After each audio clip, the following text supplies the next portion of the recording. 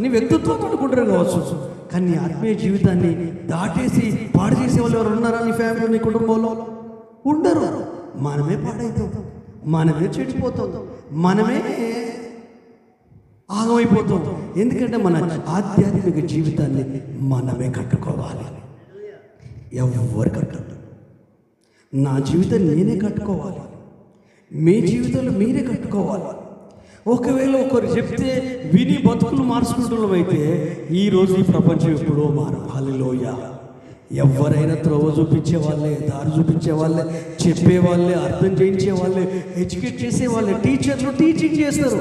పిల్లలకు చదువు రావాలి, వాడు నేర్చుకోవాలి, వాడు ప్రయోజనం కావాలి, వాడు ఎగ్జామ్లో పాస్ కావాలి, వాడు కష్టపడి చదువుకోవాలి. చెప్పేంతవరకు టీచర్లది.